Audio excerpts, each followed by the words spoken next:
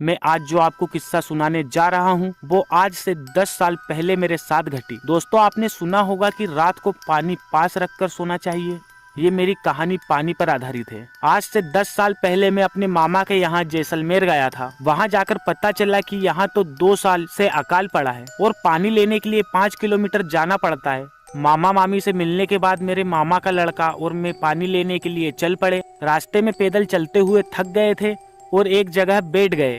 तब उसने एक किस्सा सुनाया कि पिछले साल पानी की वजह से एक औरत का बच्चा रो रहा था और वो काफी बीमार था, इसलिए वो पानी मांगने हमारे गांव में आई, लेकिन उसको किसी ने पानी नहीं दिया। जब वो वापस लौट रही थी तो रास्ते में उसको ठाकुर के घर पर पानी दिखा, तो उसने बिना पूछे पानी पीने की कोशिश की। जब उसको ठाकुर ने देखा तो वो गुस्से से आग बबूला हो गया और कुल्हाड़ी लेकर उस औरत की तरफ दौड़ा। उस औरत ने भागने की कोशिश की लेकिन वो गिर गई। ठाकुर ने बिना आप ताप देखे कुल्हाड़ी से उस औरत की हत्या कर दी। उसके एक दिन बाद उस बच्चे की भी बिना पानी के मौत हो गई। कुछ दिनों बाद खबर आई कि उसी कुल्हाड़ी से ठाकुर को भी किसी ने मार दिया और धीरे धीरे उसके पूरे परिवार को किसी अनजानी ताकत ने मौत के घाट उतार दिया। यह किस्सा सुनने के बाद हम दोनों पानी लेकर वापस गांव की तरफ लौटने लगे। हल्का हल्का अंधेरा हो चुका था। अचानक हमारे सामने एक बच्चा आया और पानी मांगने लगा, लेकिन इतनी दूर से पानी लाने के कारण हमने उसे मना कर दिया। घर पहुंचकर मैंने खाना खाया और पेड़ के नीचे पलंग पर सो गया। अचानक रात को वही बच्चा मेरे सामने आया और पानी मांगने लगा। मैंने ध्यान नहीं दिया और गुस्से से उसे कहा कि चलो जाओ, और मेरे सामने वो औरत दिखाई दी। अचानक से मैं उठ गया और देखा वहाँ कोई नहीं था।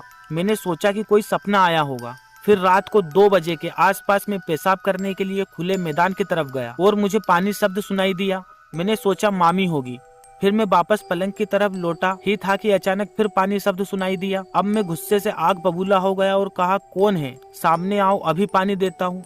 इतना कहते ही मेरे पीछे किसी के होने का अनुभव हुआ तो मैंने पीछे मुड़कर देखा तो एक औरत कुल्हाड़ी लेकर खड़ी थी। मैं डर के मारे बहुत जोर से भागा और रास्ते में एक पत्थर की ठोकर लगने से नीचे गिर गया। उसके बाद जो हुआ वो चमत्कार से कम नहीं था। उस रात हल्के बादल थे और अचानक कुछ पानी की बूंदें उस औरत पर पड़ी और वो औरत गायब हो गई। अगले दिन ही सुबह 5 बजे मैंने अपने घर मकराना जाने की ठान ली। मैं अपने मामा मामी को बिना बताए निकल पड़ा। स्टेशन पर पहुंचा और बैठे हुए मैंने देखा कि बच्चा रो रहा था। मैं घबरा गया, लेकिन वो औरत पास आई और पानी मांगने लगी। मेरे को पानी चाहिए था, लेकिन मैंने अपनी बोतल से उस औरत और बच्चे को पानी पिला दिया।